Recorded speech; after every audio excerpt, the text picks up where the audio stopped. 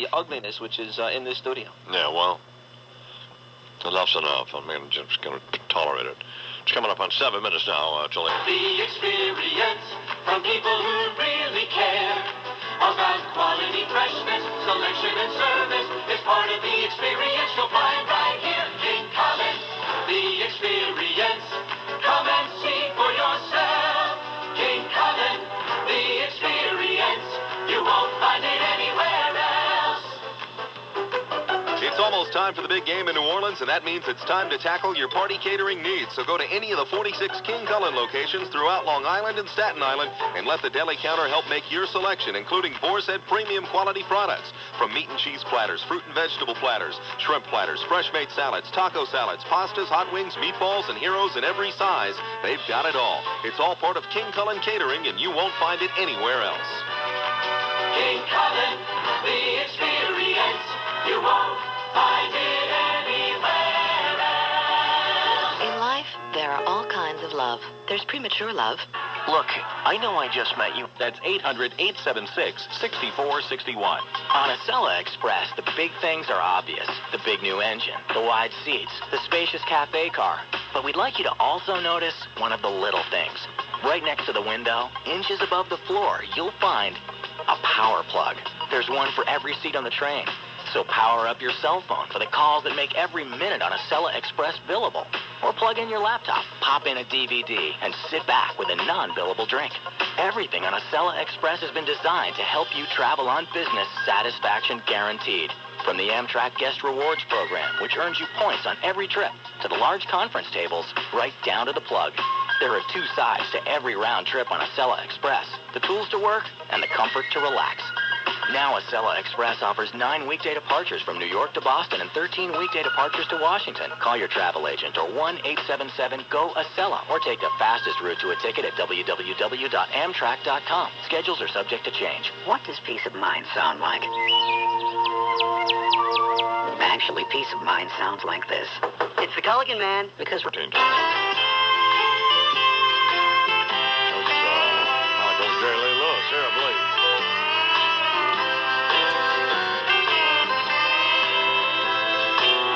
It's late and she's waiting, and I know I should go home, but every time I start to leave, they play another song, and someone buys another round, and wherever drinks are free, what's made Milwaukee famous has made a loser out of me.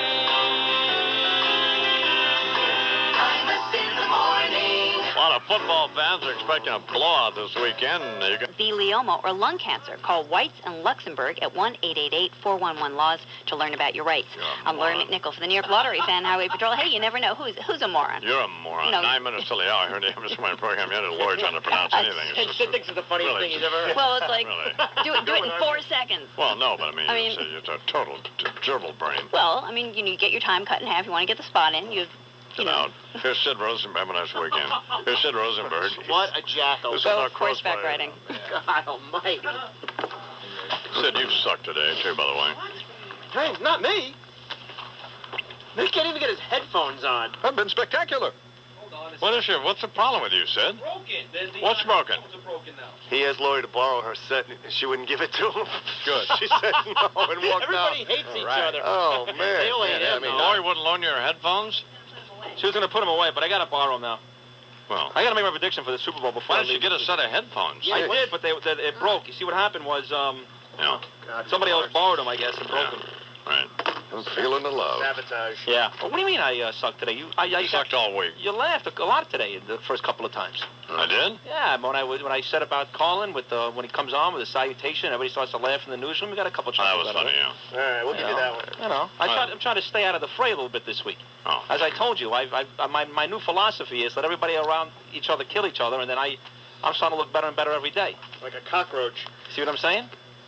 And I don't know what your problem is with Mariah Carey. I mean, I don't know why you guys think she's... I mean, she's lost weight. She's a She pig. looked good. She had the color back in her face yesterday. She's got She's got a pretty nice body, I would say, wouldn't you?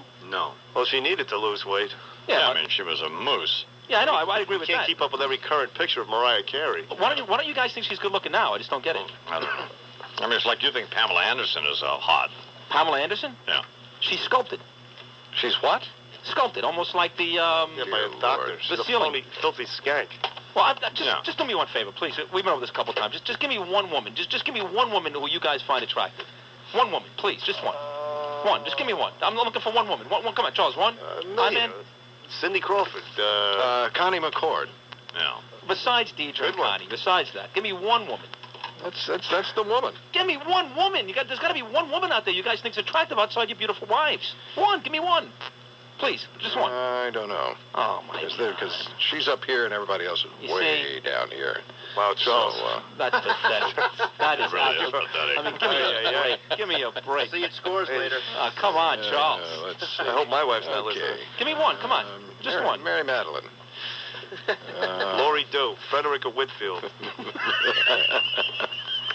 Paula Zahn. I saw Mary Madeline, by the way, on the news last night. She looks a little rough. Yep, there you go.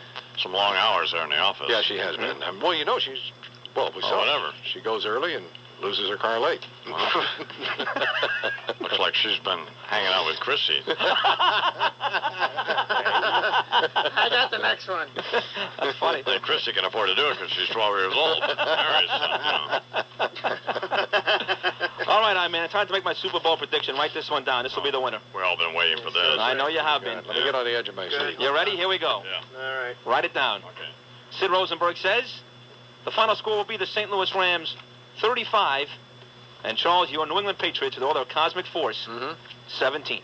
Okay. 35-17 Rams. They cover the spread. They win the Super Bowl for the second time in 3 years. I think I'm the one who actually made a score prediction at this point. Isn't that true, man? Pardon me? Have you made a score prediction yet? Have I? Yes. No. Well, could you just make a prediction? Okay, Imus says Yeah. Saints. No, Saints. No, the Saints, they're not playing. Patriots. Right. 27. Well, the Saints should be there. I understand where you're coming from, man. They should have been there. What? That's okay. It's fine. Go ahead. Patriots 27. Right. Rams 21. Yeah. Kind of like that one, too. Hey, can I change mine, man? I want to change mine. Put for me, Patriots 27. No. Rams 21. No, you're going with 35-17 Rams. No, but I think your score is better. I do. I like your score better. I do. I think it's a better. are. I think you're probably closer to the truth. I'm going to change mine. I'm going to go 27. No, you're not. So I am because You're 35-17 Rams. Yeah, but I'd rather go with your score. You're not going with my score. Yeah. Work in your own milieu. Yeah. Working your own milieu. What else? That's it, man. It's 9:57. It's time to go. Have a nice weekend. Beers are waiting. That's it. Beers are waiting? Yeah, that's Okay. it. It's been fun. This was a great week of shows, I think, by the way. Spectacular.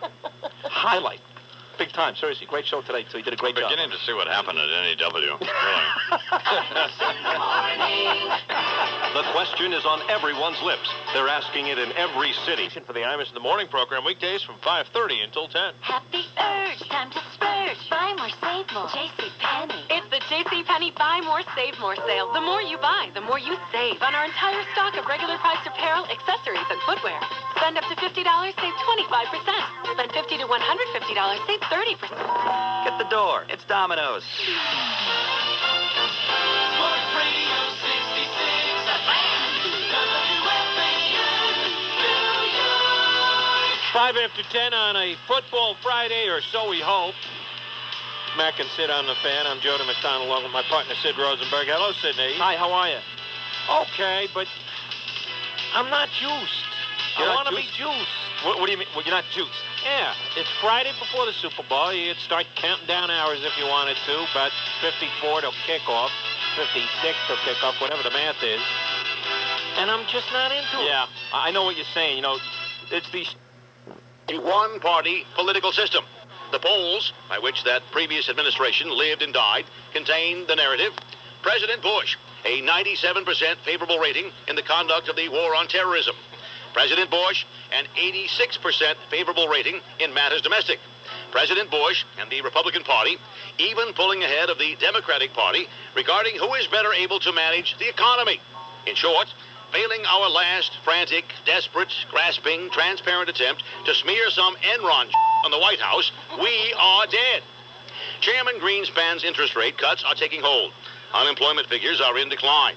The recession is ending without economic stimulus. Now I and other Democratic leaders must consider preserving whatever dignity we have remaining by doing the only honorable thing left, killing ourselves. How has it come to this? A changing of the guard at the tomb of the unknown Democrat? Because we are now burdened by leaders such as myself, oblivious to the ideological realities of a nation that has moved on. Leaders still shackled to the old political passions of blowjobs, thong underwear, and the regrettable quid pro quo, leaves of grass for a piece of ass. Therefore, we sustain the consequences. A population that believes the true evil axis is Daschle, Gephardt, and Henry Waxman, rather than Iraq, Iran, and North Korea. And so, I leave you, an old soldier who saw his duty and it up. I depart with my brethren in irrelevancy, as the torch is passed to a new generation that actually reflects and represents the will of that vast red part of the political map. And so, as we head toward new elections, ask not whether David Bonyer, Barbara Boxer, Maxine Walters, and all the rest might ever regain cogency. For the way events are unfolding right now, the only hope any Democrat has to win an election is if Arthur Anderson is counting the votes. The preceding political announcement paid for by Bush Tax Cut 2001, the Donald Rumsfeld for Centerfold Advocacy, the Hey Waxman Stick Ken Lay Up Your Group, and the Republican National Committee, a wholly owned enterprise of Enron International, Richard B. Cheney swindler. It is 24 till the hour here in the Imus Morning Program. The big news this morning, a couple of them. The Patriots, as I guaranteed, won the Super Bowl 20-17. Guaranteed. And was laughed at by everyone. Guaranteed. Ridiculed. Yes. 20-17 on the last second field goal. And after a miraculous drive down the field, the Patriots started on, I believe, their 17-yard line with about a minute 30 left, and the score was tied at that point, 17-17. And John Madden was saying, this is a huge mistake. We should play for overtime. Yep. I would not play it this way. He said I wouldn't do it this way. And then after a couple of plays, he said, I'm starting to like this. And he was very forthcoming, and he was readily admitted that he was wrong. But they drove down the field, and they got within this guy's range, and he kicked a field goal. That's it. And the other big news is that Ken Lay, who ought to be down at Guantanamo Bay there, getting rubber hosed, is now refusing to testify in front of the Senate committee in which he was scheduled to testify this morning. Bowed out. But I don't think so. Decided last night. I mean, there's just I don't know. I'd like to beat him. The Autobody Express, sponsored by Mohegan Sun, the 50% off sale was going to end with the Super Bowl, but it continues now. For all in-stock merchandise, and it's great stuff, and there's still lots of some of the neat stuff left. So just go to the website and check it out. I'm way out here, autobodyexpress.com, or call them at 1-800-272-1957. 50% off all in-stock stuff. That does not include the coffee, chips, and the salsa. I mean, come on here. America Online is the messaging available here on the Imus Morning Program as well. The address is IMUSWFAN. I would encourage you to rate me and congratulate me on guaranteeing that the New England Patriots would, in fact, win the Super Bowl. You think they have a chance, right? Yeah, I guarantee they'll win. Patriots. Yeah. Oh, yeah, absolutely. I can't. They're going to get a big break early, turnover, quick TD, then they'll understand. No question. Wasn't that just what I just said? Belichick's a genius, and he'll figure out some way. And the other guy looks like the kind of guy to walk in a post office and shoot everybody. And, Don't be cruel to a heart that's true. She looked good in the pregame show, Winona. Don't be cruel. Holy God. To a heart that's true. I don't want no other love. Baby, it's just you I'm thinking of. Another cheese sandwich. Well, you know I can be found sitting home all alone. If you can't come around, well, at least please telephone. Don't be cruel to a heart that's true. guys, you want to really impress your Valentine this year? Do something fun and different. Send a Bear Graham gift from the Vermont Teddy Bear Company. She'll receive a beautiful bear. A whole chicken for just $1.99. For just $1.99, get a whole chicken when you buy any one of Boston Market's family meals. Boston Market, slow down. I'm Laurie McNichol for the New York Lottery fan. Highway Patrol, hey, you never know. You think they have a chance, right? Yeah, I guarantee they'll win. Patriots. Yeah. Oh, yeah, absolutely. I can't. They're going to get a big break early, turnover, quick TD. They'll understand. No question. Wasn't that just what I just said? Belichick's a genius, and he'll figure out some way. And the other guy just looks like the kind of guy to walk in a post office and shoot everybody. I believe Charles said big break early. Yeah. Turnover. Amazing. Touchdown. I believe that's what Charles said. Yeah, I believe wow. Charles said big break early. Turnover. Touchdown. I believe that's what Charles said. What did you say? Who, me personally? Yeah. You I thought Charles was out of his mind. What did Charles say again? I think Charles said big break early. Turnover. Touchdown. Yeah. Like Ty Law picking off Kurt Warner. You're feeling pretty good about yourself today, Charles, aren't you? Look at him. You should. And you fool. Yeah. And the rest of these morons around this radio station. The whole country. Yeah. Experts. Well, I missed the whole all the country. experts. Every guy in that panel last night, from James Brown to Terry Bradshaw to Howie Long to Chris Collinsworth, every one of them thought the Rams would win last night. A few thought it was going to be close, a few didn't, but nobody in this country... Jimmy Kimmel picked the Patriots. Did he really? Yeah. Well, he does a nice job with that, Jimmy Kimmel. Yeah. Obviously was listening to the I-Man earlier in the week. You made that guarantee last Monday. You didn't waver for 1 second. Now, one day did you go, you know what, the more I think about it, I think the Rams have a shot? No. Last Monday I said to you, 7 days away from the Super Bowl, who's going to win this game? And the I-Man said, quote, I guarantee the Patriots will win, and it comes to fruition. Yeah. It's just unbelievable. You know, I-Man, we've heard a couple of times today the call from Howard David on Westwood One. He and Boomer Esiason actually did a nice job last night. But I like to listen to the local guys up in Boston winning the Super Bowl in their town. So let's take a listen. This is Gil Santos, WBCN in Boston last night. Set to go. Snap, ball down. Kick up. Kick is on the way, and it is good. It's good. It's good. Adam Vinatieri booms a 48-yard field goal, and the game is over. And the Patriots are Super Bowl champions. A lot of excitement right there, huh? Certainly somebody covered the team all year long has reason for excitement. Yeah. Last night also, by the way, the end of Madden and Summerall. It's over. Good. Thank God it's over. Summerall was all over the place last night. You couldn't have a worse game than Summerall. How about this one? Second quarter, they run a play. Yeah. They go to a TV timeout. They come back from the commercial. Summerall goes, well, about ready to start the second quarter. They've already run about 10 seconds off the clock. Pat, you got to watch what's going on. How about this one? Warner completes a pass about the third quarter, maybe even the fourth quarter for a first down. Forward progress has Isaac Bruce picking up the first down by 2 or 3 yards. Yeah. Then, they push him back. So he's out of bounds about 5-6 yards behind the play. And Summerall goes, let's see if they mark it out of bounds. Why would they do that? You know that forward progress has the first down. Yeah.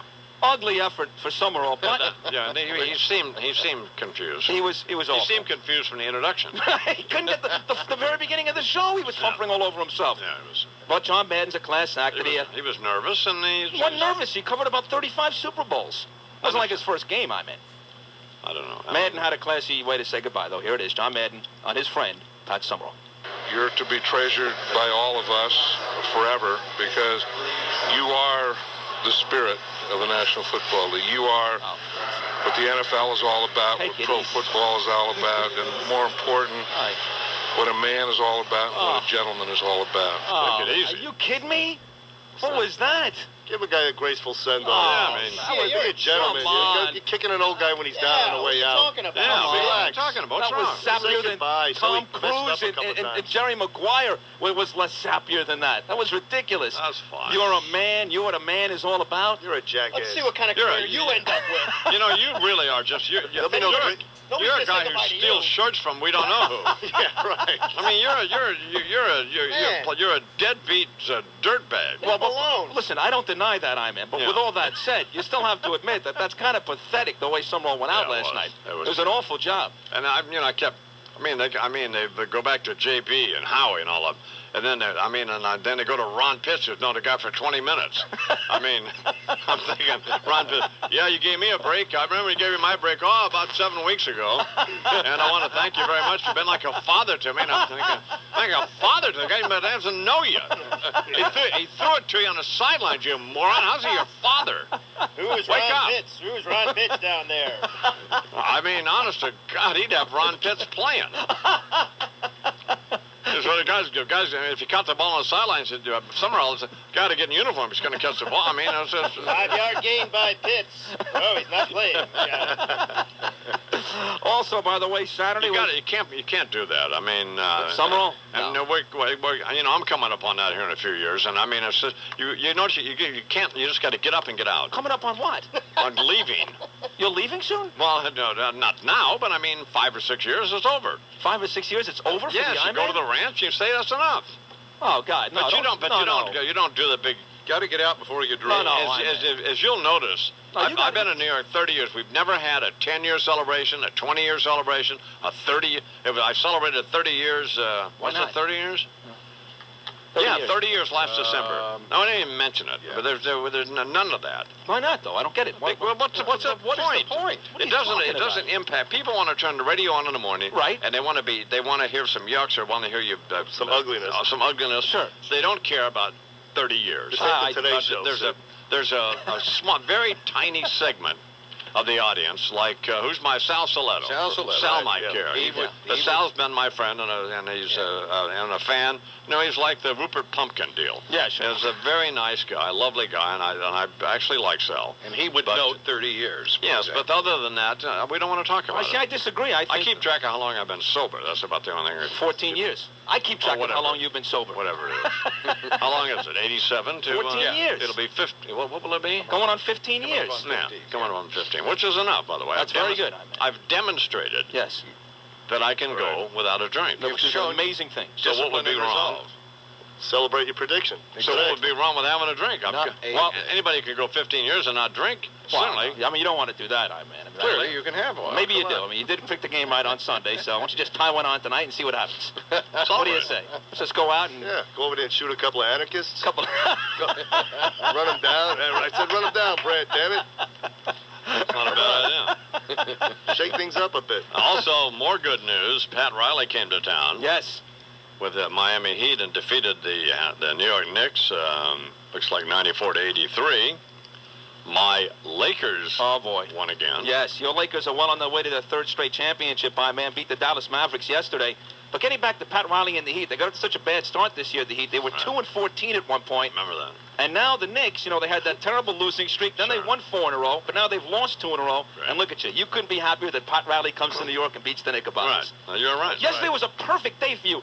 Riley beat the Knicks in New York. Yeah. Your Lakers won. Yeah. You predicted and guaranteed the Patriots would win. The Wizards won. They beat Indiana. Yes, Michael Jordan laid it on Reggie Miller and the Indiana Pacers. Which that makes you happy, too. Yes. Could there have been a more perfect day in your life than yesterday, man? If you really think about it. Not in the sports world. Yeah, there could have been. I'll tell you what happened. What happened? You didn't show up. My neighbor called me. You got beaten up yesterday at some function. This is good. My neighbor called me, who I like. And he said, I'll pay you anything to take down the trees that you planted along the fence there, because I can't see the ocean. Well, of course you can see the ocean. Look through the tree, or look straight out. Right. It doesn't obscure anything. Okay. So I said, well, rather than blowing up, plus I'd been in the middle of working out, by the way. Why even answer the phone, I don't know.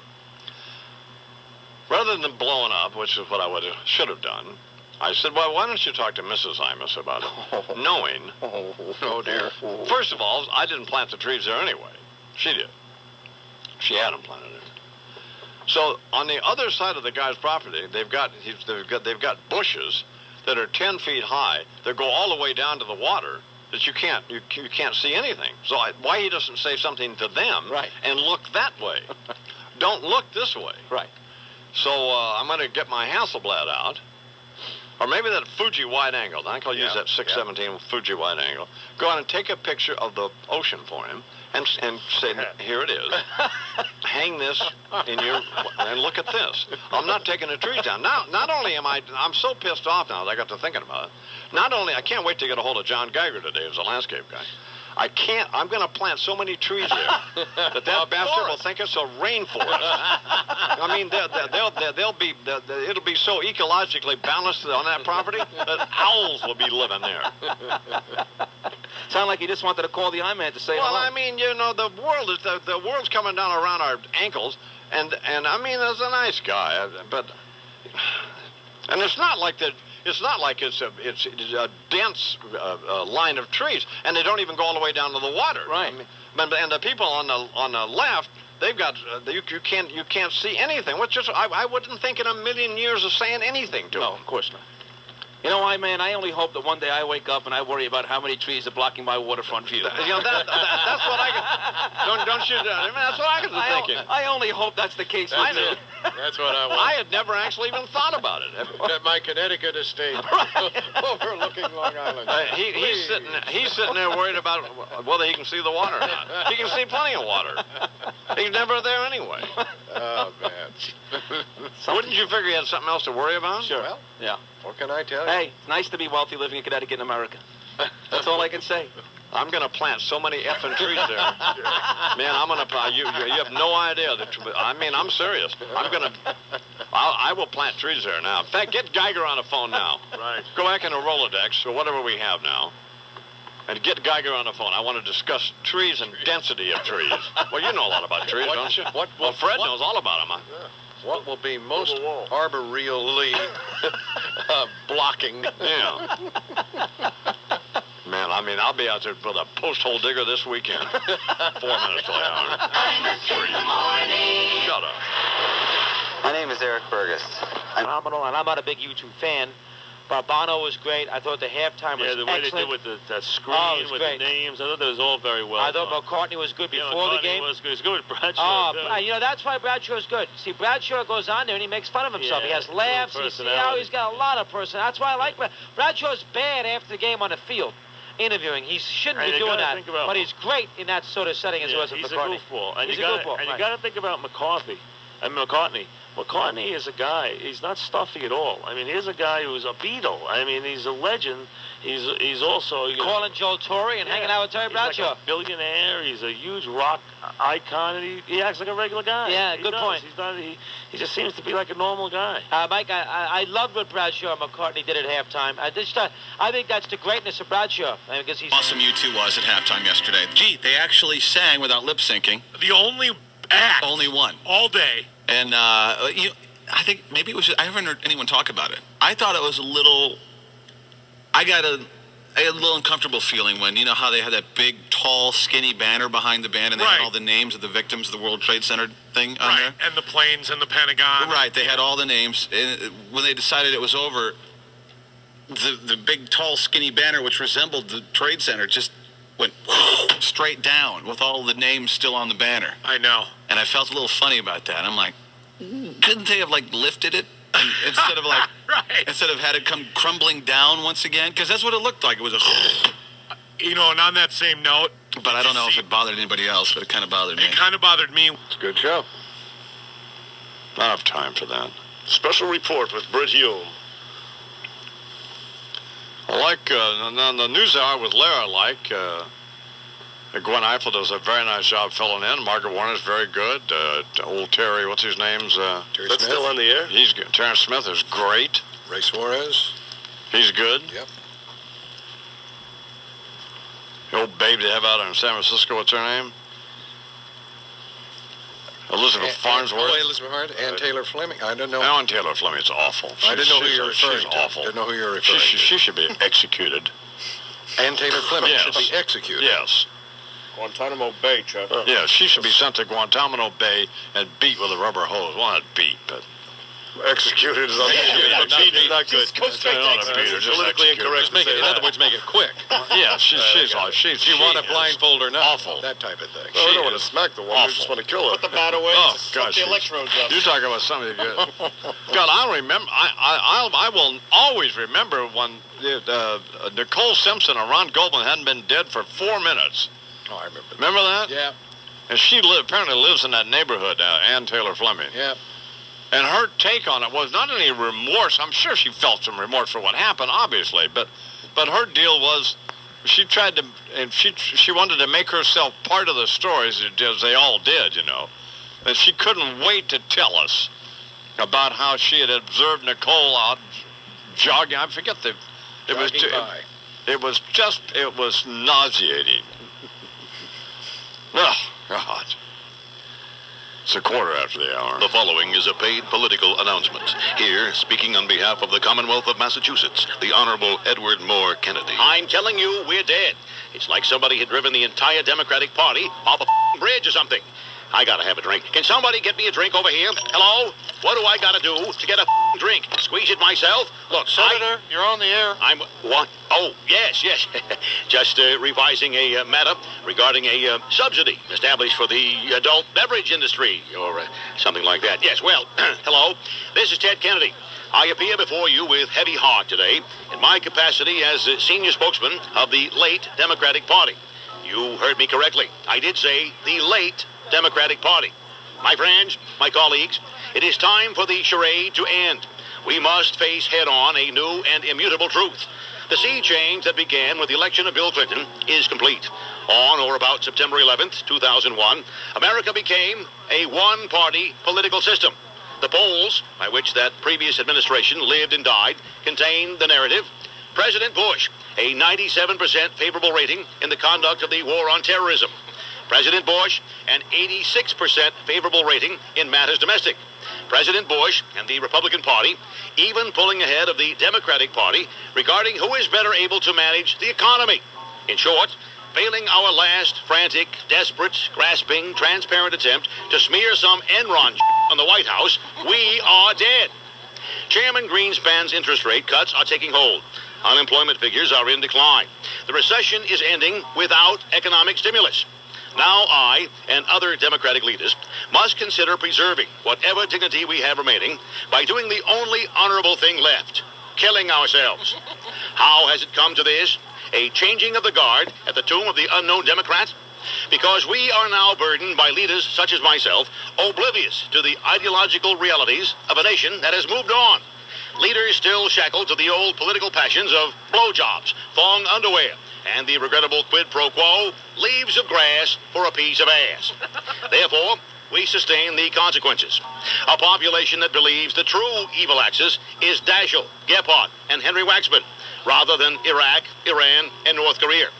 And so, I leave you, an old soldier who saw his duty and it up. I depart with my brethren in irrelevancy, as the torch is passed to a new generation that actually reflects and represents the will of that vast red part of the political map. And so, as we head toward new elections, ask not whether David Bonyer, Barbara Boxer, Maxine Walters, and all the rest might ever regain cogency. For the way events are unfolding right now, the only hope any Democrat has to win an election is if Arthur Anderson is counting the votes. The preceding political announcement paid for by Bush Tax Cut 2001, the Donald Rumsfeld for Centerfold Advocacy, the Hey Waxman Stick Ken Lay Up Your Group, and the Republican National Committee, a wholly owned enterprise of Enron International, Richard B. Cheney swindler.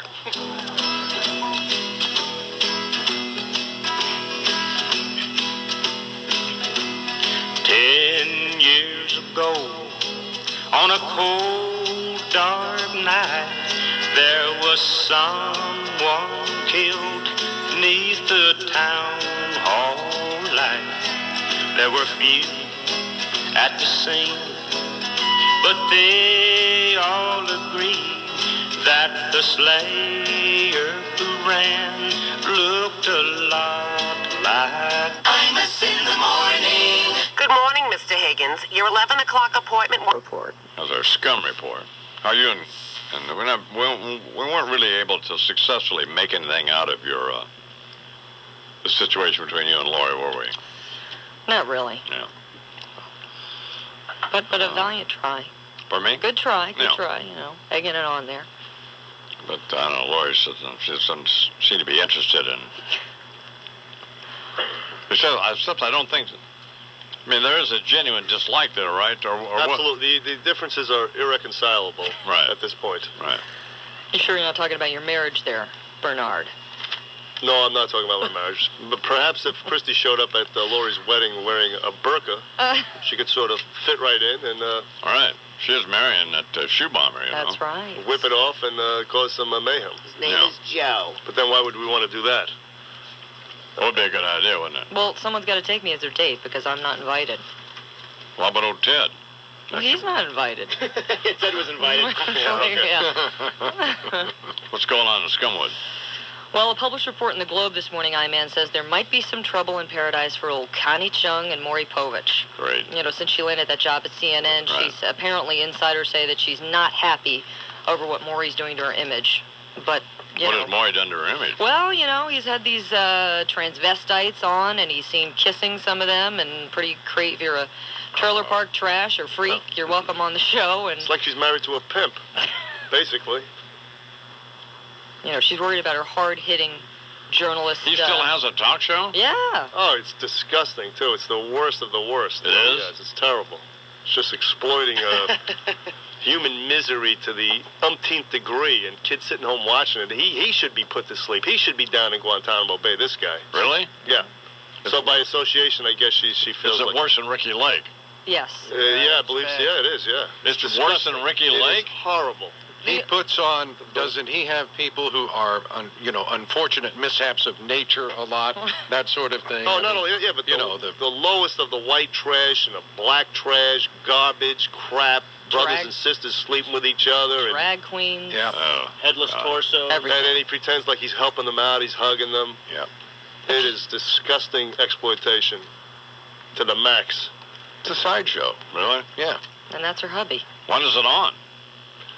It's like a dirt of day. As a matter of fact, it's on right now. It's on now. You know, it is? It's on now. Shocking teen paternity test Paternity results. tests with teens. I think Sid sets his VCR every day to tape it. Some black kid with 2 gold teeth and He's some gonna be young on white the show trash girl with a a pin in her lip.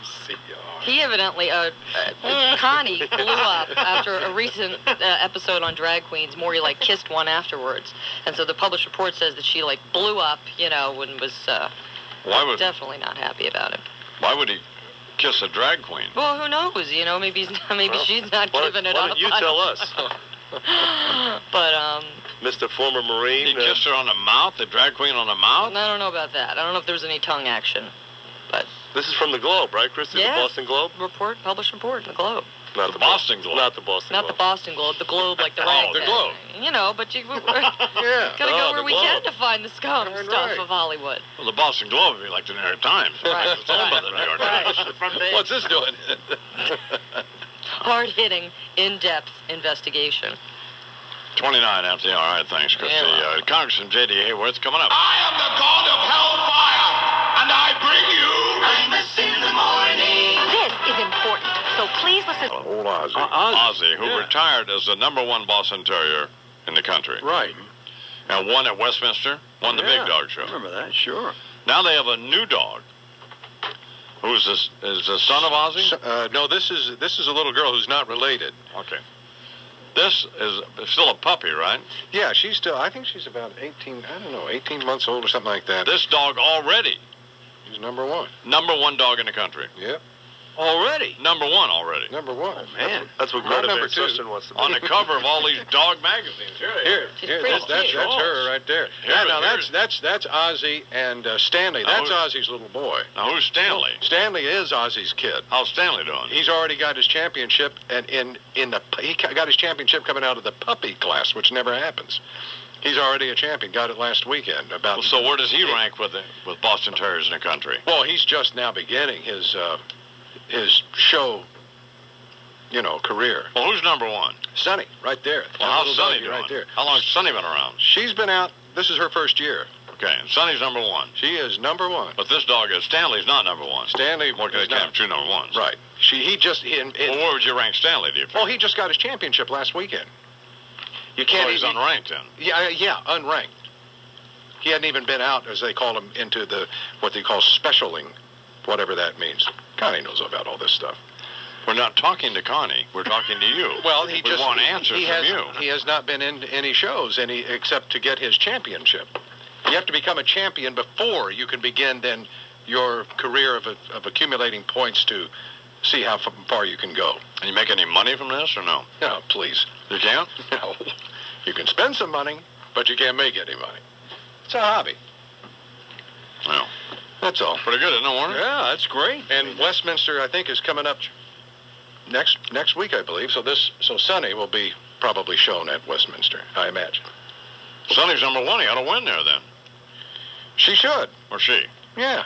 Charles, he just picks all winners. That's it. I mean, Big parade in Boston today for the Patriots, Warner. Yeah, they should. Oh, That's great. You should be covering that, no?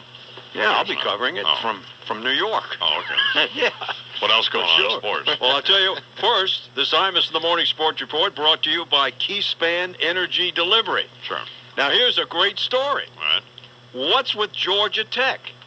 If you're a coach, you can tell them anything and get a job. You remember the head coach, George O'Leary? He left, went to Notre Dame. They found out he lied on his biography, said he played at New Hampshire. He didn't. Said he had a master's degree. He didn't. Well, now, Rick Smith, hired only last month from Kentucky as Georgia Tech's new defensive coordinator, has been found guilty of not telling the truth in his biography. What? So they've asked him to resign. He said he played both football and baseball at Florida State, and he didn't. So you just tell Georgia Tech anything. Did he play anything at Florida State? Not football and baseball. He didn't play basketball either. So, I mean, you can tell. Hey, agreed. Tell him anything. Hey, I threw 4 touchdowns in the 47 Rose Bowl. I won the Heisman. That's right. Well, do they think that Where no do I one's going sign to up? check? I don't know, man. That's a bad weird. research job, right? Well, what do they think is going to happen when these people tell these people these things? No. This is crazy. How could you let it go? It's effing crazy. Yeah. I mean, even radio stations, television stations do a better job than that. Absolutely. Right? They look and see where you worked and if you did. That's crazy. It is. It's unbelievable. Now, the Shaq, you remember he was fined and suspended when he played the Bulls the last time? Yeah. Remember he took a swing at Brad Miller? Yeah, He says he won't play tomorrow night when the Lakers play the Bulls in Los Angeles. Why? He says, I've got nothing to prove against a bunch of bums and has-beens. All right, Shaq. My man Shaq. Good grief. Talking about the Bulls. I'll sit this one out. Lay it on me. Yeah. Meanwhile, the Bulls have hired, they won only 10 games. Yeah, Horrible foul shooting. I'm well team. aware of that. So they hired a 79-year-old former podiatrist Right. to help them with their foul shooting. Yeah, get your feet straightened out. Feet don't fail me now. This guy, Dr. Tom Ambery, Sure. set the Guinness Book of Records. When he was 71, he hit on over 2,700 consecutive foul shots. So they think, good. Now, it doesn't say, I wonder how long a period that was over. I don't know. Yeah. Was it 15 days or what? By the way, is Phil Jackson not going to let Shaq? Is going to let Shaq sit it out? Or Oh, what? no, you can bet he'll play. Yeah. He's just probably, he's probably psychologically telling the refs, hey, you give me a break tomorrow night. Yeah.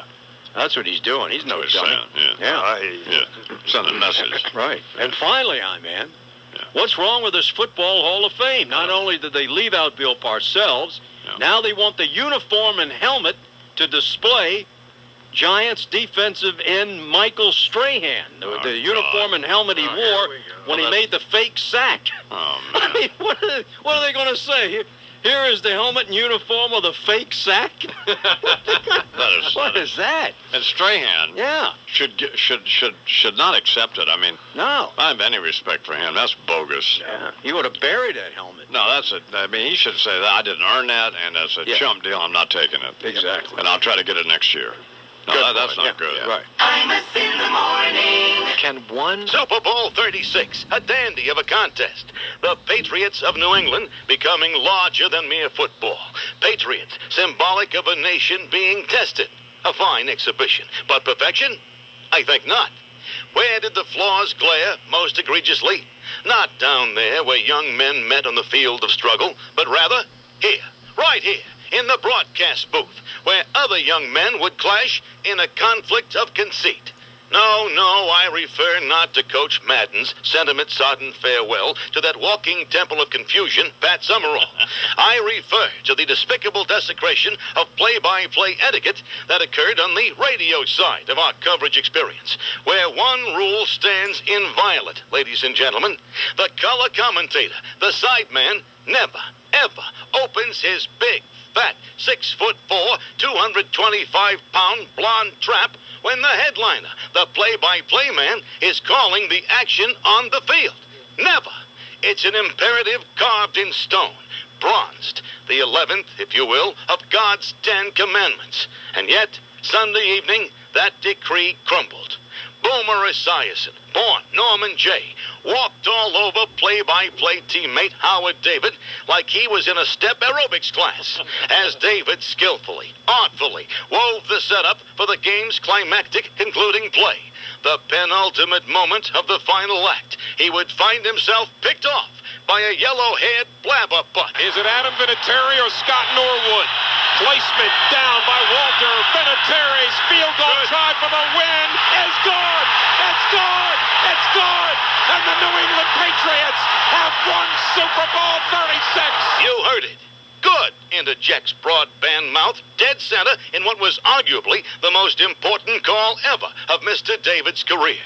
But then, not unexpected, because, as it turned out, Esiason proved himself to be a serial call killer. 1st and 10 for St. Louis, and Warner back to throw over the middle. Ricky Prohl's there, and then he fumbles it after the catch.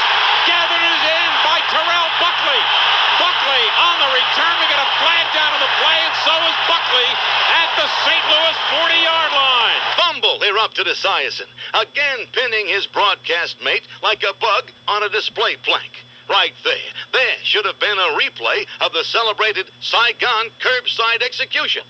But Mr. David, to his detriment, disregarded the offense. Another defining moment in the ballgame as Conwell goes in motion and Warner backpedals, looks to the left, continues, now rolls to the right, looking to run for it. Flag is down. Warner fumbles. It is picked up by Bucky Jones on the return. Going down the sidelines, 50, 40, 30, 20, 10. Touchdown New England. Touchdown New England, but there's a flag on the play. Jumping Jesus, Mary, and Joseph, just shut the up. At this point, one has to ask, what's wrong with this individual? Tourette's? And what's next? Boomer blurts out, mother ass. Look at that little monkey run. That's unfortunate, but my point is made. Either mend thy ways, Esiason, or the next Monday night broadcast we'll hear you on is the one whose catchphrase is, would you like fries with that? This is Howard Cosell, and I'm only... Telling it. Like it is. You son of a bitch. Get over here. 15 after the hour here on the Imus Morning Program. I was talking to Francesca about this yesterday. I mean, you're the color guy, you got to lay out on those. I mean, it's fundamental. Yep. Then I found out something else, that meathead Jim Kelly and Boomer both beat up on Mad Dog. Over Mad Dog and Francesca were going on about how Jim Kelly shouldn't have been voted into the Football Hall of Fame. Mm-hmm. Which just seemed, I don't know enough about it, but seemed strange to me as well. Somebody, I guess he got to the Super Bowl 4 times, he just didn't win any of them. Yeah. But you would think that you would want to vote the guy who won the Super Bowls into the like Phil Simms Hall of Fame, as opposed to the guys who didn't win it. But whatever. Who got there but couldn't take the final step. Yes. Yeah. So I guess Kelly and jumps on. First of all, Mad Dog's interviewing Kelly, and Mad Dog doesn't mention, which was a mistake, but he doesn't mention that he and Francesca had been suggesting that Kelly was not Hall of Fame material. Mm-hmm. So Boomer ratted him out to Kelly. Okay. So then Kelly starts in on Mad Dog. Well, what do you know about it? You're 125-pound weakling. You never played football. That's their standard line. Yeah. Ignoring the fact that the people who voted him into the Hall of Fame, the 36 writers or whoever it is, they didn't play football either. The writers vote you in. Yeah, the writers, you moron. Hello? Well, there's nobody as dumb as these people, so... Anyway. So, Not good. But then Francesa told me Boomer has been doing that all year to Mad Dog on the show they do. So whipping up on him. Yeah. So. But Boomer shouldn't have ratted him out. But Boomer is just, he's a nice guy, and he does a lot of wonderful work. But yes, he does. Right. That has nothing to do with the fact that he's really an idiot. But he's not a bad guy. No. Just no, that would be a bumble. But that's crazy. It's almost like it's pathological. He can't help himself. It just, He's got to know better, doesn't he? He's got to get in there. You think he doesn't know better? Maybe he doesn't. 17 half they are. Hey now, hey now, hey now, hey now, it's finger popping time. Finger popping time. I feel so good, and that's a real good sign. Here comes Mary, here comes Sue, here comes Johnny, and Imus in the morning. Let's jet set. True. The shortest distance between 2 points is a straight line. But Sorry. I'm Lori McNichol for the New York Lottery Fan Highway Patrol. Hey, you never know. I'm in a silly hour here in the Imus Morning program. Happy birthday today to Tom Brokaw. He was 62, Chuck. Yep. And it looks like he's about 50. Yeah. But he might have been in there with Greta Van Susteren as well. Could be, but I don't know. Sid Rosenberg's here. Another embarrassing episode with Sid. He comes back to my office this morning with a U2 album. So this is not just a U2 album, my man. U2's greatest hits. Yeah. Not just an album. Ooh. I wanted to make sure you got the very best of U2. Yeah. I was moved by you on Monday, how you were moved by the halftime performance on Sunday night. Yeah. Felt like I had to supply you with the music that made you and the rest of this country move. Please stop. Woke up at 3 a.m. actually, rummaged through my CDs to make sure the I-Man had that CD bright and early this morning. Idiot. You really are. Should bring him flowers tomorrow. Yeah. This is a sad case. This is just pathetic. You did want that CD, though, didn't you? I mean, you wanted it. You wanted the well, U2 there was that CD. one song. Yes, Where the Streets Have No Name. Yeah. That's the song that Bono actually opened up his jacket to and showed the American flag. Right. Like Mike Francesa said, one of those great British bands. Right. They're from Dublin. I knew that dog. We know that, but you know what he... Well, it's funny how he said Paul McCartney and U2 were both great acts for the Super Bowl and two great British bands when, if you asked Bono if he was from Britain, he couldn't be any more offended. Right, I understand. Like that. calling a Pakistani in India. Right. It was like Terry... like at war with each other. It was like Terry Bradshaw asking Paul McCartney to what he thought of U2. Right. Yeah. A couple of nice Irish kids. Yeah. I mean, it was... Well, that was condescending, but... Yes, it was. Certainly, you would never call U2 a British band. So. No, but you wouldn't ask Paul McCartney what he thinks about him either, would you? No. It's like calling Arafat an Israeli. Yeah, I mean, it's just, there's some nice Irish lads, but that was, who we have not been able, as of yet, to kill. Right. But we're working on that. Drive by. So the Knicks lost last night. I'm very happy about that. I know you're happy about it, and I'm happy about it, too. So happy about it that here is Gus Johnson, I'm with the final seconds of the Knicks loss last night. Houston drives to the center of the floor. 1.4 to go. Lets it fly. Off the back rim. No good. And that's the ball game. And that is your ball game. Another Knickerbocker loss at the Garden last night. Blew an 18-point lead, the biggest lead they've blown since they started keeping that statistic back in 1991 at Madison Square Garden. To a team, by the way, that coming into last night's action had only won 5 of 22 road games all year long. Right. Nice job by the Knicks, once again embarrassing themselves here in the New York area. Yeah. Gotta love those guys. Jordan, though, won again last night. Yeah. And your Lakers are in action tonight against the Chicago Bulls. Here's my favorite Super Bowl story. TiVo, you've got TiVo. Yeah. They monitored 10,000 of their 280,000 subscribers on Sunday to see during the Super Bowl what they liked most. Wasn't the game, wasn't the last couple of seconds when Vinatieri hit the game-winning field goal. Of everybody monitored, the most popular spot on Sunday for the whole production was the 1950s commercial of Britney Spears looking like Marilyn Monroe. Yeah. They found that by far that beat everything else on the afternoon. Now, at the same time, there were 4 different ads Pepsi ran. They spent $8 million. Yeah. One of them had Britney Spears doing the Robert Palmer Simply Irresistible thing. Well, that was all one ad, actually. It was one ad. They actually broke it up into 4 different segments afterwards. Okay. And cable bought 3 of them. Yeah. They hated the Simply Irresistible ad, but they loved Britney Spears as Marilyn Monroe in the 1950s. Right. So I thought that was kind of interesting. Yeah. Alan Houston, by the way, did have 40 points in that Knick loss last night. So he played well, but well, we were happy they lost. Every time the Knicks lose, it's almost a celebration here on the I-Man show. Yeah. One other thing coming up for you, I-Man, it's the Olympics. It starts on Friday night. Sure, Boomer Esiason. Yes, I did hear Boomer Esiason. And I know you're not going to believe this when I say this, but as bad as it was, he's not the only guy to do it. I've heard Phil Simms do it. Oh, yeah? Oh, yeah. A couple of years ago, Colts Steelers, AFC Championship, back of the end zone. Colts guy, Jimmy Harbaugh, throws the pass. Bailey in the back of the end zone. Looks like he makes the catch to beat the Steelers and go into the Super Bowl. Fact is, he dropped the football, and Simms was screaming touchdown. Now, it was early in Phil's career. He's working with Dick Enberg at the time before he went to CBS. Right. But Phil's done it. You know who else always does it?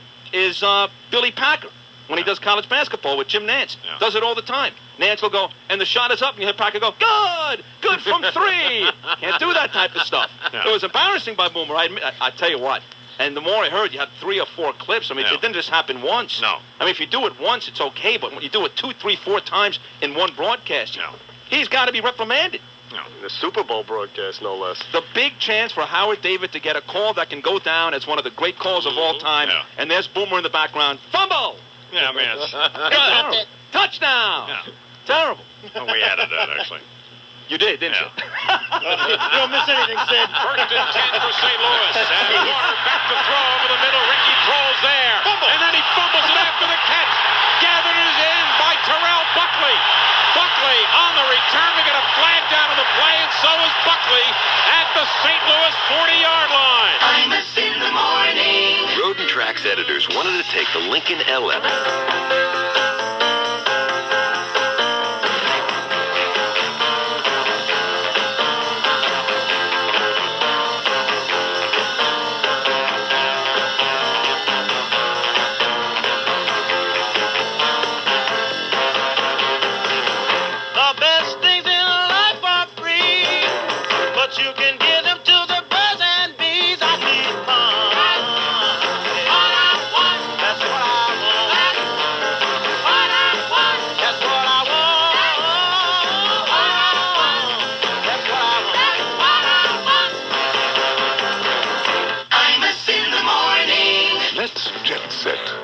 The restroom, so stops at this bar and goes in, and that's how she met the guy. But and here's where the story breaks down somehow. What are the questions you have, Charles? The question I had was, if Christy had been somewhere and had been on, well, I don't know, you'd been out doing something. You'd had been to a party or something, wasn't it? Yeah. And or you'd been to another bar. No, I was at a little gathering with friends. Okay. She'd had a pop or two, and so she needed to use the facilities. How much wine had you had? A couple Pepsis, that's it. Oh, well, that's nothing then. No. Maybe a few glasses of wine. So I didn't understand. She'd had a few glasses of wine. A few. Were you drunk when you went into the bar? Drunk? I don't get drunk. All right, well, okay. No. Okay, so she goes into the bar because she wants to use the facilities, but she can't wait to get home. It's fine. Sure. I didn't understand. You go in the bar, you use the facilities, you walk right back out. Right. I didn't understand exactly what transpired between Christy and this, at that point, stranger. Right. That now has evolved into this serious relationship. Well, I like to look at it as divine intervention. I don't know. For some reason, I felt compelled to go in the bar, and as I'm making my way through the crowd, he just started talking to me. And what did he say? What were the? That's what you I don't remember. I don't. Hi. You know what? Hi, what? Man, it's crowded in here. Da da da. And then we started talking about the fan. I told him where I worked, and he said he loves Fatso and Fruit Loops. As you so affectionately call him, like. Yeah.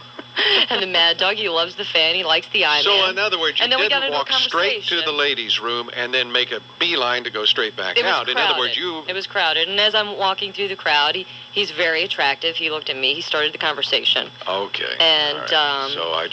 I didn't know if you know. Maybe it was the wet spot in your Running down your leg. Look, Maybe she didn't make the bed. She didn't make the bed. She was drunk. Where the hell did that come from? She didn't make it. What are you, a The thing was crowded. Sick No, fantasies. but I mean, what's wrong with I you? didn't bring it up. She brought it up that she had to go tinkle. I wondered who started the conversation. God. Exactly. Not with a wet spot. Well, I mean, it's running down her leg. She didn't make the bathroom. He stopped her. Looks like a total prostitute. I'm sorry I okay? brought it up. I mean, her butt is just so big. I can't believe it's just so round. It's like out there. I mean, gross. Look, she's just so flat. I like big butts and I cannot lie. You other brothers can't deny that when a girl walks in with an itty bitty waist and a round thing in your face, you get sprung. Wanna pull up tough cause you notice that butt was stuffed.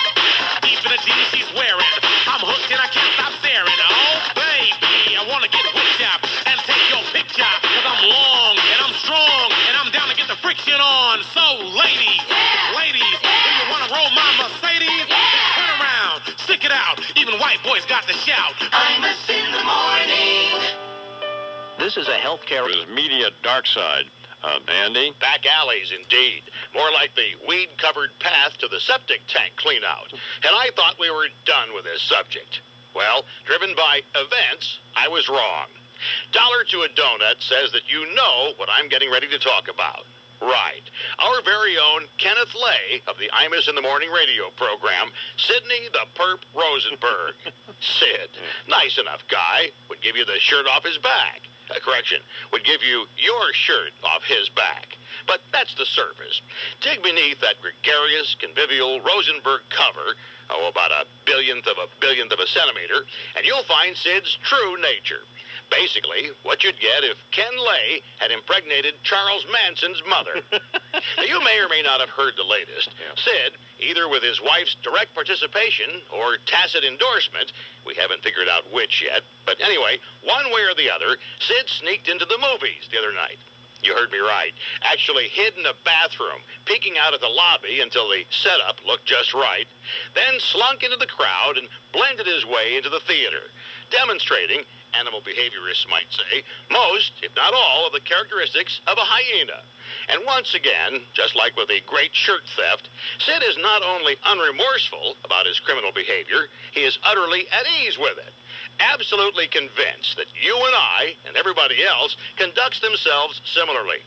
I don't know about you, but based on this latest episode, I believe we're about 15 minutes from a Sid Rosenberg-inspired segment on America's Wildest Police Videos, in which we see, big breath here, Sid barricaded inside the bodega, where he dragged the 14-year-old Britney Spears look-alike he just yanked off the playground into the Dodge Dart he carjacked from the elderly nun while on his way to blow the vault at his local Citibank branch. A stretch? Here's what I think. If you're already of a mindset that can't recognize the moral transgression in stealing shirts and ripping off box offices, can mass murder be far behind? Pardon me, but I don't think so. And aside here about Sid's Britney Spears obsession. Excuse me, Sidney, but there's a term psychologists apply to 34-year-old men who fixate on bubblegum blondes who are 2 years out of training bras. Child toucher. I'd say we're also about 15 minutes from Sid's neighborhood being plastered with Megan's Law notices. I don't know what we do about Sid. Ethicists haven't come up with the word or phrase yet that would adequately describe him. Habitual criminal comes about as close, I guess, as anything we can toss out there right now. Or habitual prick. I kind of like that. When and how will the outrage end? I'm not sure. But I do have warm memories of Gary Gilmore. Volunteers line up on the right, please. Behind me. Andy Rooney here in the Imus Morning program, and now joining us, Sid Rosenberg. And Bernard had a very good... Well, Warner brought this to our attention this morning, that your actions are a direct reflection on not only me, but this program. And that, then Bernard even a more salient point, and that was that even after it came to light that O.J. Simpson had been brutalizing Nicole Simpson, Monday Night Football continued to employ him. Well, I'm not sure if you can make the comparison, to maybe going to a movie for free and bludgeoning, stabbing your wife to death, and her buddy waiter. I'm not sure if that's, if it's really on the same level. I mean, Only a matter of degree. That's all. what are you talking? Could you compare somebody killing somebody to checking out a movie? It's analogous. No. I think we've already stepped on that road to that. I mean, at some point. Well, I don't know if that's true. So, I think in the morning. Yeah. We're giving you. We have a range that we could fire you again. I could do that. Right. Which I'm not going to do. Okay. At this point.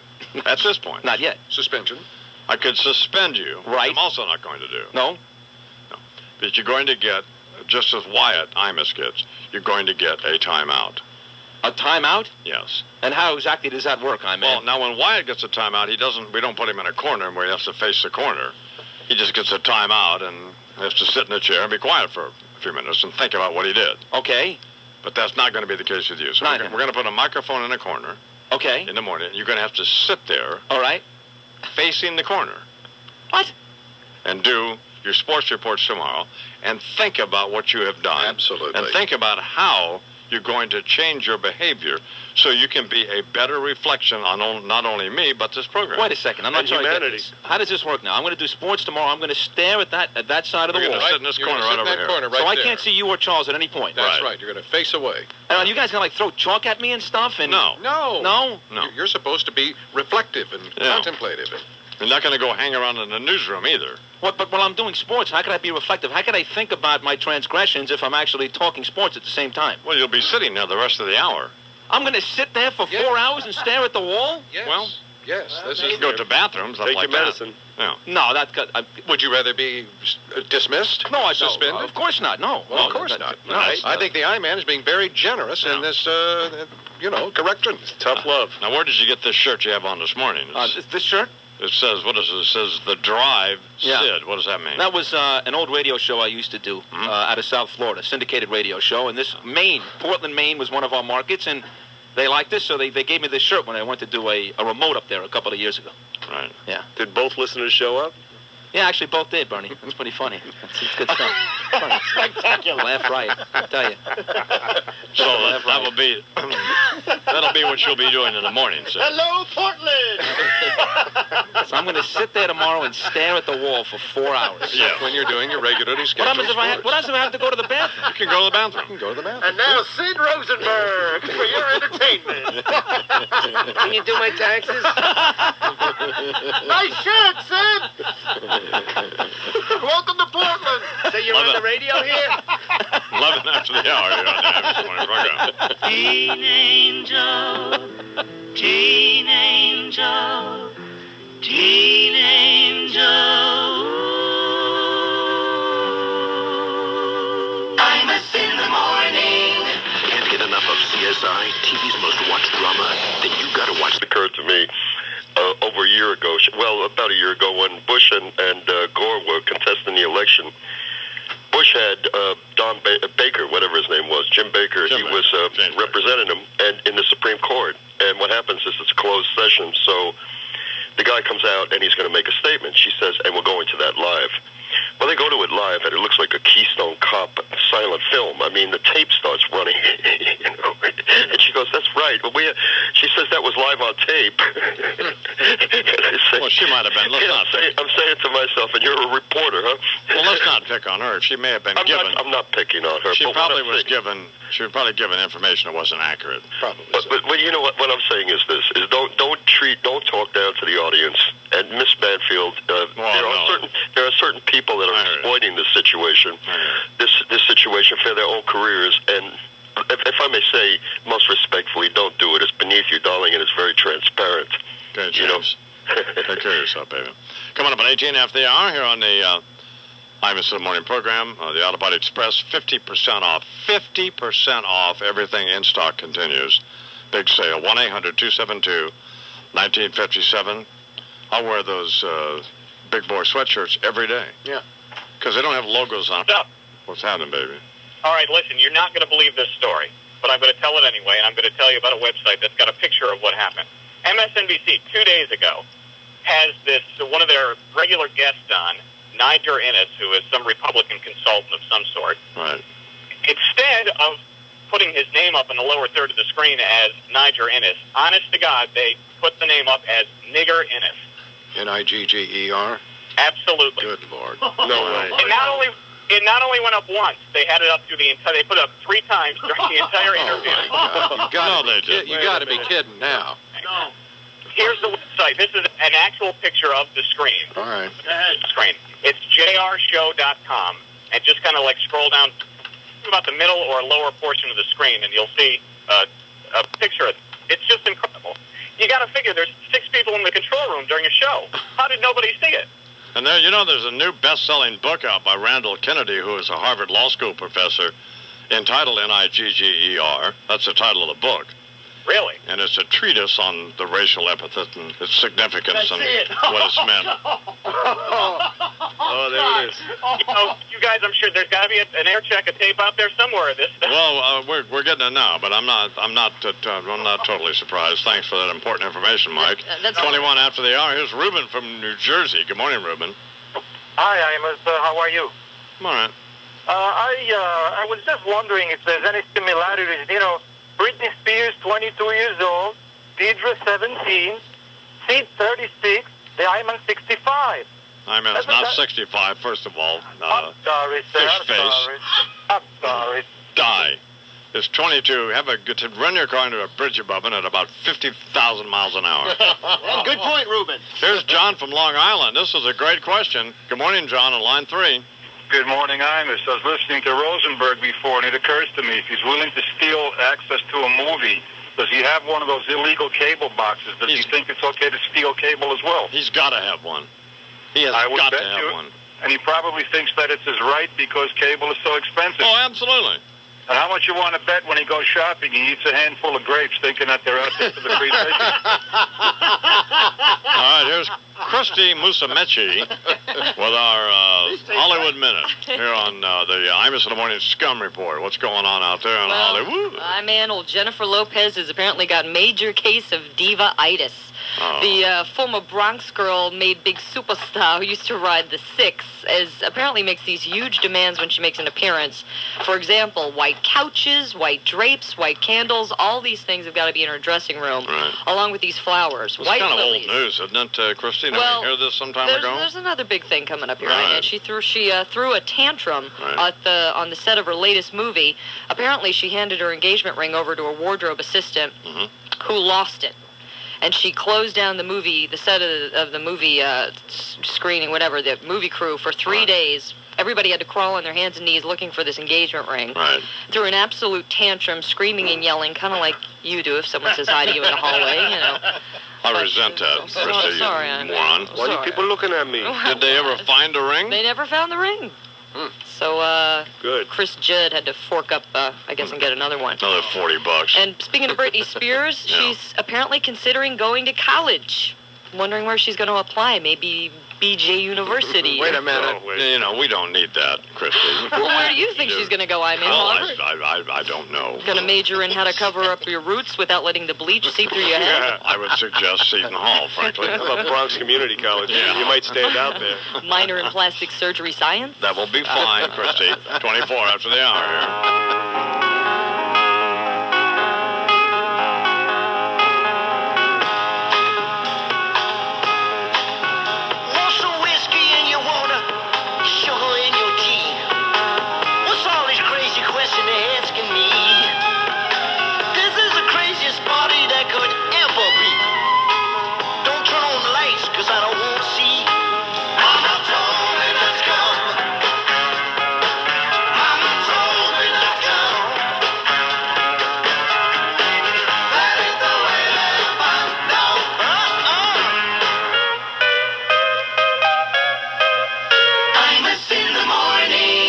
I'm Glenn Cohen.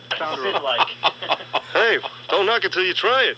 Spectacular. That's great. Troubling. Hey, are you a good friend or not? Rick Riley writes for Sports Illustrated. Well, he doesn't just write for them. He's a columnist for them, and he writes the back page column in Sports Illustrated. He's the author of The Life of Riley, published by Total Sports Illustrated. Mr. Riley joins us now from probably Denver. Is that where you are this morning, Mr. Riley? Yes, that sounds like...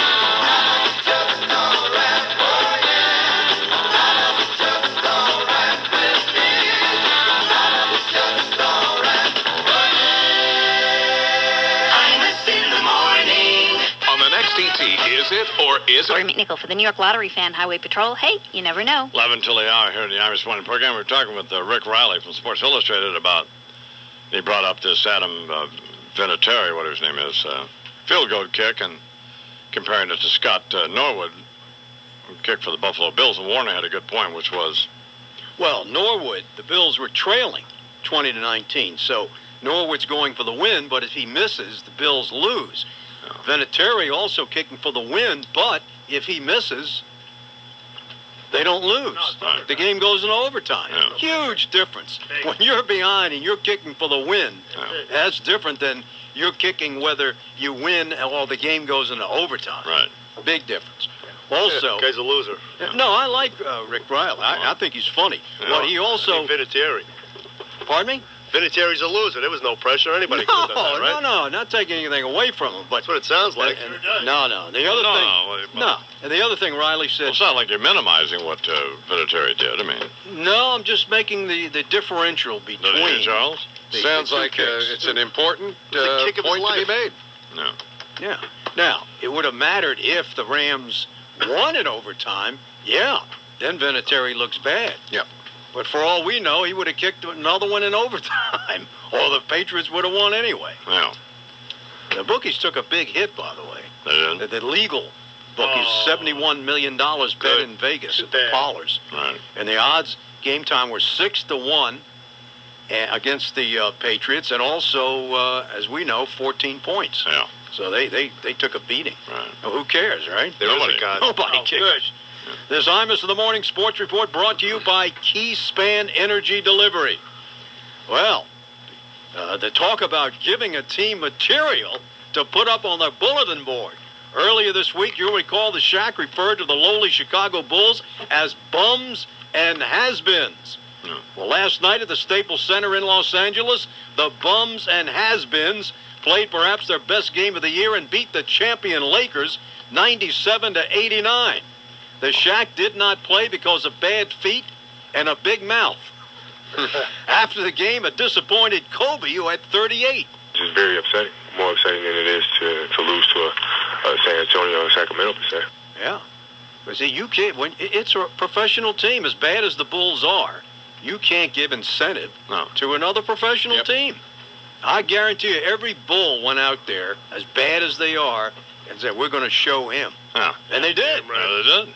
Yeah. In their own house. No. College ball, Wake Forest beat Carolina. Carolina drops... They bitch slapped them, Warner. Yes, they did. Yeah. You say that. In their own house. In their own home, that's right. At home. In the Staples Center. Center. Yeah. So you're going to run your mouth? You can staple your mouth next time. In their house. That's so. In their home. Laid it on them. That's right. Whose house? Shut them up. Stuck it in her face. Yeah. Rubbed their face in it. In it. Messed it around and mushed it in it. Yeah. Not good. Who's has-beens and bums? Yeah, well, now what? Yeah, who's a has-been and a bum? What's the final score, chump? Yeah, look at the scoreboard. Yeah. There it is. Right. Man, Shaq didn't say anything after the game. Oh, man. Not chump. Excuse me. So Carolina... Shut up, you big stooge. Yeah. And didn't even play. No. That's really wimping out, right? Yeah, afraid to play. Yeah, afraid to play. They have the guts to play. That's right. Not to have the courage. Yeah. Afraid he's scared. Yeah. Call me a has-been and a bum, and you don't even play. Yeah. Afraid of the white boys from Chicago. Afraid to get dunked on by a white boy. Yeah, afraid to get dunked on by a white boy. Yeah, Brad Miller. That's right. That's the guy he threw the punch at, as a matter of fact. That's right. Yeah. The white boy. That's right. That's right. That's right. Yeah. Instead of throwing it at Charles Oakley. Yeah, I hear that. Yeah. Not me. Yeah. Right. What kind of no milieu? justice, no peace. What kind of milieu is that? Are you going to be in Raleigh, North Carolina on February 15th or 16th? No. You're not? Well, why should I? He'd get lynched. Well... What is there? Rob Bartlett, the Bartletts are appearing at Charlie Goodnight's. Oh, I am going to be there. That's right. That's right. I February 15th, 16th, sponsored by our station in Raleigh, 850 The Buzz, Sports Radio 850 The Buzz. We've been on there a long time, haven't we? Yeah. Right. We have been on there a long time, right? About 32 years, I think. Wow. Coming up. Wow. The Buzz. Gone through about 80 format changes since you've been there, right? Mm-hmm. Yeah, we've been down there a couple times. I'm well aware of that. No, you're not. Yes, I am. I remember going down there. No clue. You get on the jet, get in the limo, black limo, of course. Go to the hotel room.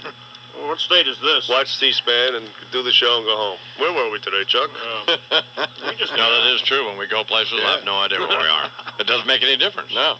That's right. Hey, Treat right the outside. audience the same. Off the plane, into the car, into the room, into the studio. Say hello. Out of the studio, into the car, into the plane, back into New York. I mean, it really makes no difference where we are. Deliver the show. Best of your ability, and that's it. So this weekend we have the Olympics. Yes, we do. We have the Pro Bowl. That's huge. Oh, that's awful. The NBA All-Star game The too, All-Star, right? Yeah. Yeah. Didn't the NBA All-Star game and the Pro Bowl on about the same time? No. I don't think so. The Pro Bowl's 5 o'clock. The basketball's earlier. Shaq the Ingrate's not going to show up for the All-Star Well, game. no, he's taking the trip. Oh, he is? Yeah, to Philadelphia. Says he's not sure if he'll play. Because he's called the East Bums and Has-Beens. You know, I-Man, speaking of Utah, you know about this state, as you know, it has the youngest population in the country. The average age is 27. Wow. 89% of the state of Utah is Caucasian. And Utah has some of the nation's most lenient gun laws. Is it? All right. How are the rents? And also, well, it's funny you asked, Bernard, talking about gouging the customers for the Olympics. Talk about greed, Olympic greed. Yeah. Salt Lake City. One bar called the Port of Call normally sells a pint of beer for $3.25. Now it's $6.25. There's a diner called the Metropolitan Restaurant. The dinner special is $31. Now it's $95. And a parking lot downtown, normally $5 a day, $30 a day. You got to pay for the 4 wives you have. Well, or whatever it is. Yeah. Or whatever. I mean, that ain't easy. Yeah, 4 till they are. In the morning. Filmplex 9 screens. Buy one, get one free. C-Store for the Tails Path Market. Take a fresh look. With reports every 20 minutes, this is John Minko, WFAN 2020 Sports. Listen to the AFC-NFC Pro Bowl Saturday at 4:15, followed by NBA All-Star Saturday night at 8 and the Rookie Challenge at 11. And keep it here Sunday as we bring you the NBA All-Star Game at 5 p.m. It's All-Star Weekend here on your flagship station for New York sports, The Fan, Sports Radio 66, WFAN New York. Blue dress in a while. Monica Lewinsky on page 6 in the Post today reports that Monica is managing to keep her sense of humor, and we actually have a picture of Monica, a recent picture for those of you watching MSNBC. Before we get to that, yeah, somebody in an America Online instant message here regarding your report about Prince William, regarding Prince William and Britney Spears, if Prince William pulled out, as you phrased it. This person suggested that they doubt that was egg on Britney's face. Oh, that's disgusting. That is disgusting. Oh, man. Did Bernard email that in, or where did that come from? Not obvious enough. Well, you obviously tried to slip that by us. But tried to slip it in on us. Slipping in there. Tried to slip it in on us. Did you hear about Christy, Fred, how she met her boyfriend? No, I haven't heard that story. Well, she was on her way home. She'd been at another party or something. And been knocking back a couple of cocktails, had some wine, I guess. And she was about a block from her house in Manhattan, and had to go to the bathroom. So she stopped at a alley. No, Fred. Behind a dumpster. That's what Sid does. She stopped at another bar. Spectacular. And goes into the bar to use the restroom, and that's how she met her boyfriend. And she can't tell us what happened, or what he said, or how, if you think you're going in to use the restroom. Was he in the restroom, too? No, that's kinky, though. Yeah. I'm a woman after Fred's heart. I can If you have a pulse, you are. Yeah. How long did you wind up staying there that night?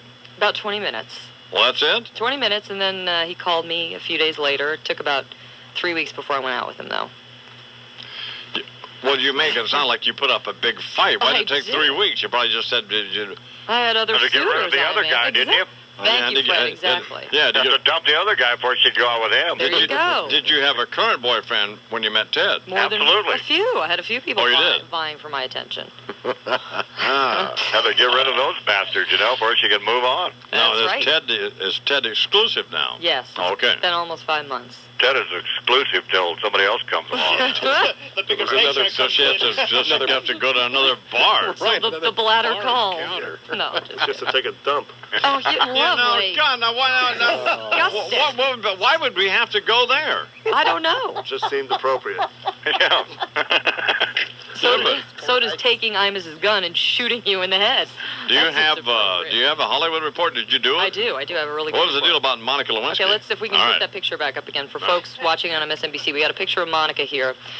Recent picture. She's dressed in a black jogging suit. Clearly, she has not been doing too well with the Battle of the Bulge there. If you stick your fingers in her nose and her mouth, you got a bowling ball. She weighs at least 250 pounds. At least. She's definitely. At least, you're right. That's awful. That's too bad. And another report today on Monica, page 6 in the Post, reports that while she was dining with a group of friends in New York, a gentleman at another table sent over a round of shots. These shots have the nickname of the favorite sex act of Bill Clinton. Shall we just say that, okay? She invited the prankster over, downed the shots with him. What, a rape shot? A BJ. An obstruction of justice shot. What were the shots called? BJ. BJ. Okay. Yes. With a little whipped cream on top. Did she swallow them? Christy. They do. They have a little whipped cream on top. That's the name. That's why they call it. And you have to, the deal is you have to consume them without using your hands. You know what, though? She got it all over her dress. How do you know this? It's in the Post. But Chuck, it's in the Post. Come on, fess up, Chuck. Father Charles. He's back with you. Did you know this, Fred? No, but I'm willing to listen to a lot more.